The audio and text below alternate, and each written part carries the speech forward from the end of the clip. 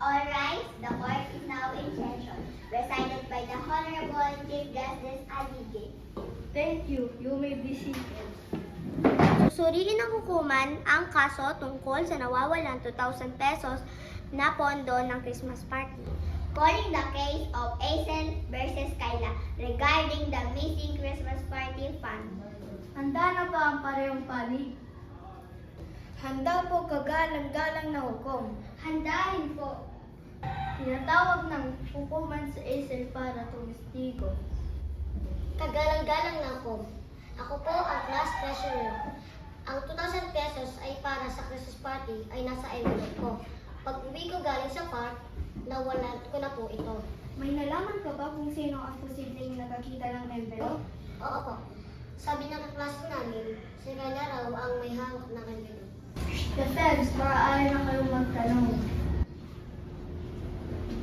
Aisen, nakita mo ba mismo si Kayla ang kumuha ng pera? Hindi po, narinig ko lang po. Yun lamang po, salamat.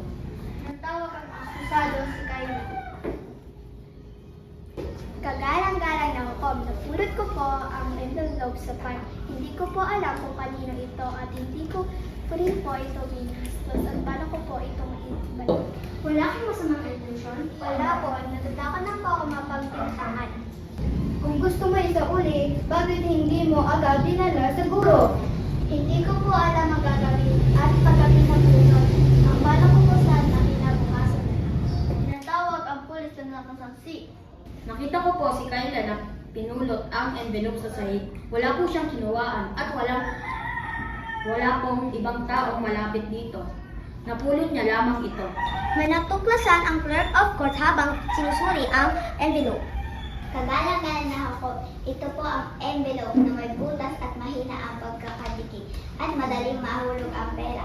Andito na din po ang kabuoang 2,000 na kompleto at hindi nagastos.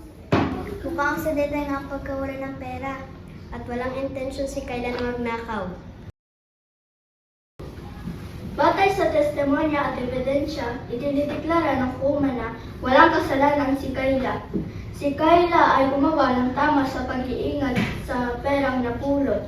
Si Acer ay pinaalalahan maging mas maingat sa paghawak ng pundo. Ang kasong ito ay isinasara. Alright, the court is adjourned. Pasensya na Kayla, masyado ako nagpanik. Ayos ang Aisen, ilaw na ang lahat. Ganyan gumana ang sanay na tagahukol, patas, malinaw at dumedetende sa ebidensya. At dito nagtatapos ang ating simpleng paglilitis. Isang paalala na ang hustisya ay ibinigay sa pamamagitan ng patas at tapat na proseso.